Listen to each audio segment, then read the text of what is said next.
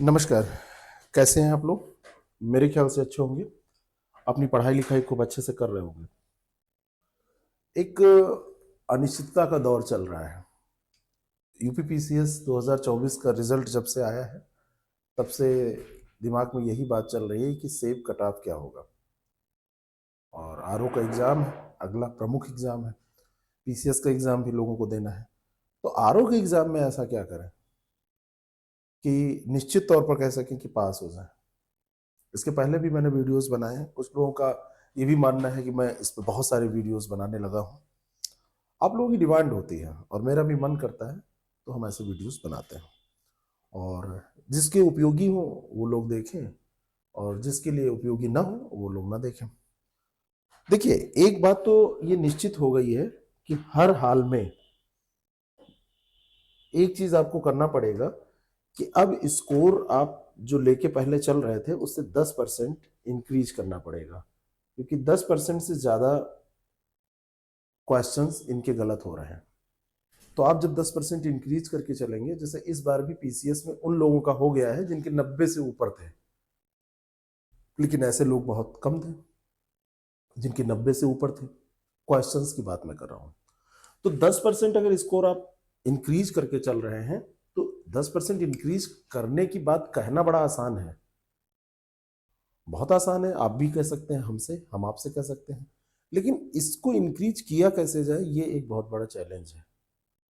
यानी कि अगर सेफ स्कोर आरओ में आप 200 नंबर में हिंदी और जीएस दोनों मिला के 140 नंबर का जीएस का पेपर और 60 नंबर का हिंदी का पेपर, ये 200 आप मान रहे हैं, तो इस 200 में आप अभी तक मानते थे कि 135 नंबर 130 नंबर के आसपास आ जाएगा तो आपका प्रीलिम्स पास हो जाएगा। तो अब आप इसको लेके चलिए कि 145 आपको स्कोर करना है।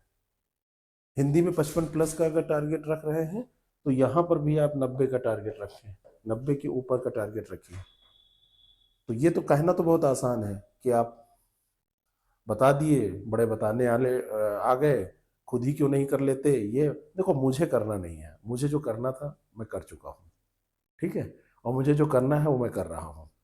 दूसरी बात ये है कि कैसे होगा ये मुझे बेटर पता है, क्योंकि आप ही में से बहुत सारे लोग मेरे साथ जुड़कर ऐसा काम कर रहे हैं और बहुत सारे लोग हैं जो नहीं कर पा रहे हैं।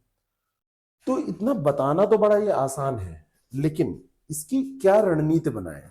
जैसे एक तो ये पुरानी कटिंग है कि पेपर कब होगा, इसी को लेके बड़ा मंथन जारी रहता है। हमारे पास लोगों के 2 4 10 लोगों के रोज फोन आते हैं कि सर अब तो पेपर जून में होगा नहीं, तो हम थोड़ा सा अब आराम कर लेते हैं। पेपर सर अब जुलाई में जा रहा है। कोई कहेगा सर आप पहले 27 अप्रैल कह रहे थे मान के पढ़ो, अब वो होगा नहीं, तो अब क्या करें। देखिए, पेपर कब होगा, कैसे होगा, क्या होगा, ये आयोग नहीं बता रहा है तो दूसरा कोई बता नहीं पाएगा।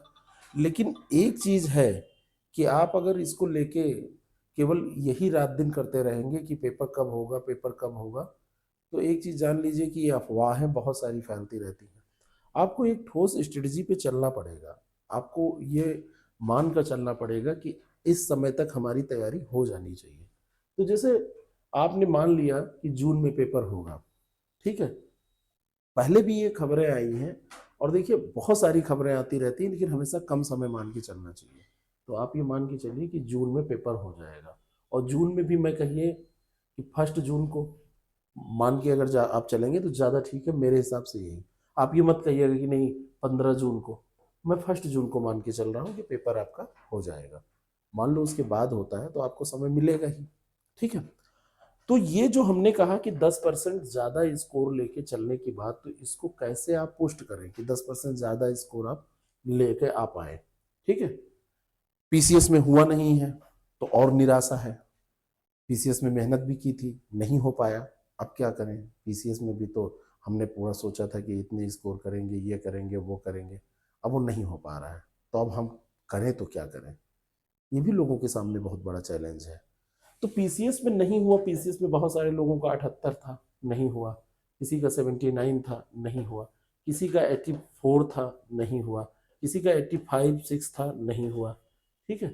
किसी का इसी पे हो भी गया है, और ये अनिश्चितता वही डिलीटेड क्वेश्चन और आंसर चेंज होने के कारण ऐसी हुई है।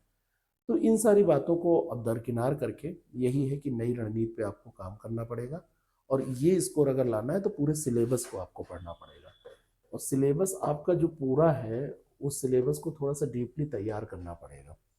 अब सिलेबस कोई ऐसा भी नहीं है कि बस आप उठाएं और तुरंत घोल के पी जाएं। पुराने क्वेश्चन पूछे जाने की जो प्रवृत्ति है वो भी कम हो गई है। नए क्वेश्चंस जो बन रहे हैं वो बहुत डीप बन रहे हैं। नए क्वेश्चंस जो बन रहे हैं उनका दायरा काफ़ी ठीक ठाक है। तो उसके लिए क्या रणनीति हो, ये सारी चीज़ें आपको थोड़ी सी समझनी पड़ेंगी। जो भी आपका जनरल स्टडी और हिंदी का ये सिलेबस है ना, जनरल स्टडी और हिंदी के इस सिलेबस को आप पार्ट पार्ट में बांटिए, है ना, पार्ट पार्ट में बांट लीजिए, पार्ट्स बनाइए इसके। और इसमें आप ये देखिए कि हर साल जहाँ से पेपर में क्वेश्चन आते ही आते हैं, यानी कि इम्पोर्टेंट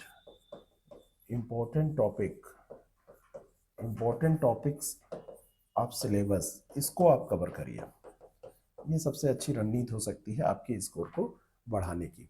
तो अब ये इम्पोर्टेंट टॉपिक कैसे छाटे, आप बिल्कुल चिंता ना करें, हमने ये इम्पोर्टेंट टॉपिक छाटे हैं। हमने इस इम्पोर्टेंट टॉपिक की एक सूची बनाई है और हमने इसके लिए एक शेड्यूल भी आपके लिए बनाया है। आपको करना महज यह है, ऐप का लिंक एक नीचे दिया हुआ है, द सक्सेस प्रेप ऐप का लिंक है, उस पर आप जाइए। और होली के बाद से बहुत सारे लोगों के दिमाग में होली चल रही है, बहुत सारे लोग होली में नहीं जाएंगे अपने घर, बहुत सारे लोग जाएंगे। तो हमने दोनों को ध्यान में रखते हुए एक शेड्यूल आपके लिए बनाया है। वो शेड्यूल ये है, 18 तारीख से उसमें हमने सोचा है कि 18 मार्च से आप पढ़ाई कैसे करें। हालांकि इसको 18 मार्च से एक दिन पहले, 2 दिन पहले, 4 दिन पहले, जब भी आप शुरू कर पाए, आज से आप शुरू कर पाए। जैसे आप इतिहास में, भूगोल में, विज्ञान में, राज्य व्यवस्था में, अर्थव्यवस्था में, पर्यावरण में, उत्तर प्रदेश, पहले भी हम ये काम कर चुके हैं, ये टारगेट हम दे चुके हैं। ये बिल्कुल टारगेटेड चीजें हैं जहां से क्वेश्चन आते ही आते हैं, है ना।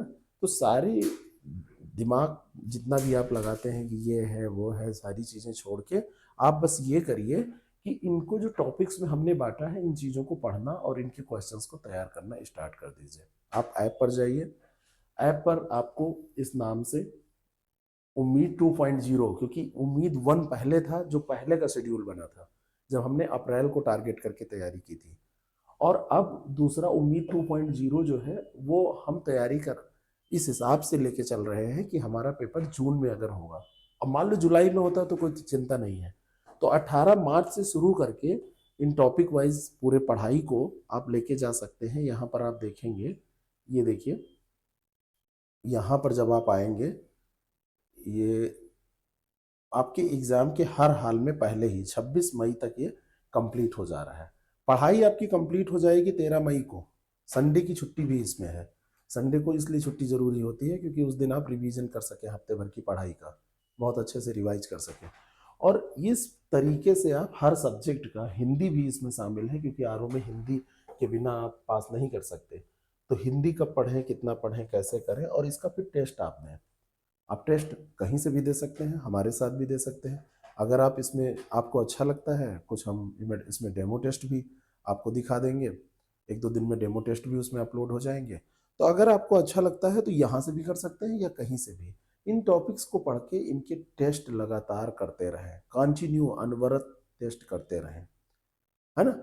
तभी आपका स्कोर बढ़ेगा। जितने लोगों का सिलेक्शन हुआ है पहले भी, चाहे जिस एग्जाम में, उन्होंने एक काम किया है कि उन्होंने अभ्यास किया है, उन्होंने आयोग को चैलेंज किया, उन्होंने कहा है कि हमसे आयोग क्या पूछेगा हम बताने के तैयार हैं, वो कितना भी कठिन प्रश्न पूछेगा हम तो इसका उत्तर देके रहेंगे। तो इस तरीके से आप ये कर सकते हैं। ये फ्री ऑफ कास्ट है, आप जाके वहाँ पर इसको डाउनलोड कर सकते हैं। अगर आप टेस्ट देना चाहते हैं तो उसका 120 टेस्ट का पूरा शेड्यूल हमने बनाया है, 60 हिंदी के, 60 जीएस के। तो 120 टेस्ट आप दीजिए। बीच में हमने स्कॉलरशिप टेस्ट भी कराया था, उसमें जिन लोगों ने स्थान प्राप्त किया उनको फ्री में भी कोर्सेज दिए गए हैं।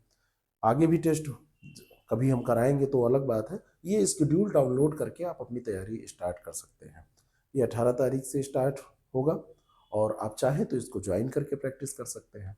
बाकी कोई सुझाव होगा तो आप बताइएगा। 10% आपको स्कोर बढ़ा के ही चलने का एक उपाय है, बाकी और कोई दूसरा उपाय नहीं है। जो भी होगा आप बताइएगा, हम नेक्स्ट जब मिलेंगे वीडियोस में तो आपसे बात जरूर करेंगे। Thank you so much.